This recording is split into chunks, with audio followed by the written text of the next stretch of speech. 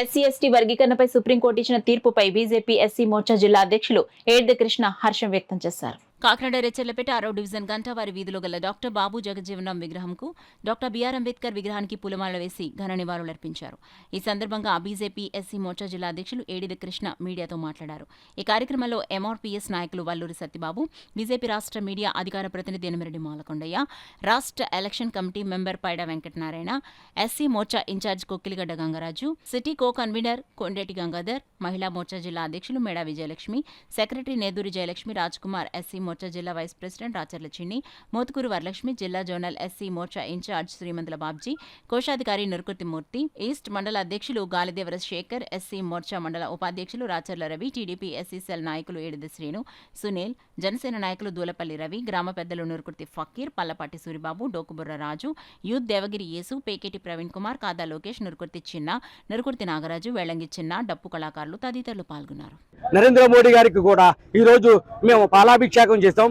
ఎందుకంటే ఎన్నో సంవత్సరాలు పెట్టి సుదీర్ఘ కాలంలో పోరాడిన ఈ మందకృష్ణ మాదిగ గారు ఇదే విధంగా మోడీ గారు హామీ ఇచ్చారు. మోడీ గారు అంటే ఒక నిజం. ఎందుకంటే ప్రధానమంత్రి నరేంద్ర మోడీ గారు ఏదైతే తెలంగాణలో మాదిగల విశ్వరూప సభకి మాట ఇచ్చారో ఆ మాటని నెరవేర్చుకున్న ప్రధానమంత్రి నరేంద్ర మోడీ గారికి మేము మాదిగల తరపు నుంచి, ఎస్టీల తరపు నుంచి కూడా ఏదైతే అనగారిన వర్గాలకి రిజర్వేషన్ కల్పించారో వాళ్ళ చీఫ్ జస్టిస్ చంద్రచూడ్ గారు కూడా ఆయనకి ధన్యవాదాలు తెలుపుకుంటూ త్రిభుజ కమిటీ 6-1 త్రిభుజ కమిటీ కూడా ధన్యవాదాలు తెలుపుకుంటాం. సుప్రీంకోర్టు గారికి కూడా అందరికీ ధన్యవాదాలు తెలుపుకుంటాం. జై హింద్, జై భారత్. చిన్న చిన్న ఇబ్బందులు వచ్చినప్పుడు మాట అనుకోవటం సహజం. అది ఒక ఉమ్మడి కుటుంబంలోనే వస్తుంది.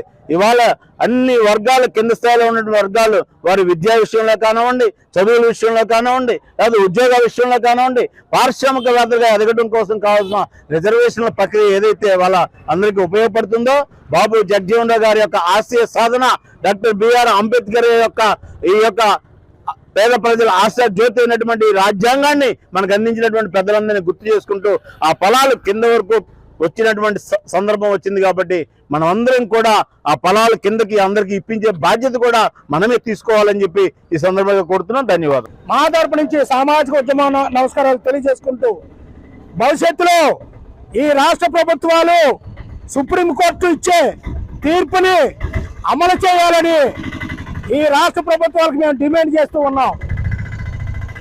మోడీ గారు ప్రధానమంత్రిగా ఉండి మరి కేంద్రంలో కూడా అమలు చేస్తారనే నమ్మకం ఉంది. ఈ రాష్ట్రంలో ఈ రోజునే తెలంగాణలో మరి రేవంత్ రెడ్డి గారు మేము ఖచ్చితంగా వర్గీకరణకి కట్టుబడి ఉన్నామని తీర్పు చెప్పడం జరిగింది.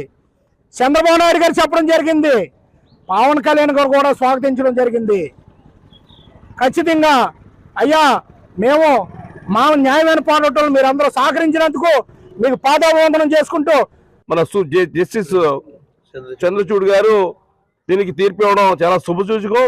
అలాగనే ఏదైతే మా ఎస్సీలో ఉన్నటువంటి మాదిగ వర్గం కానీ, మూడో కులంగా ఉన్నటువంటి రెల్లి సోదరులు కానీ, అలాగే ఈ ఉపకులాలు కానీ ఈ రోజు నుంచి కూడా అన్ని విషయాల్లో కూడా వారికి భాగస్వాము దక్కుతుందని చెప్పేసి నరేంద్ర మోడీ గారు తెలంగాణలోని మందకృష్ణ మాదిగ గారికి ఆయనకు హామీ ఇవ్వడం, వెనువెంటనే కమిషన్ ఏర్పాటు చేయడం, నిన్నటి రోజున దానికి పూర్తి తీర్పు రావడం శుభసూచకం.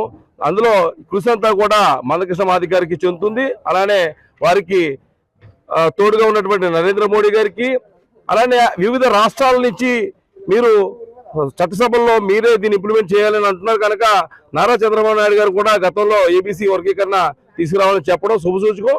అది ఇప్పుడు ఈ సీఎంగా ఉన్నారు కనుక త్వరితగతిన దీన్ని ఇంప్లిమెంట్ చేస్తారని చెప్పేసి కోరుతూ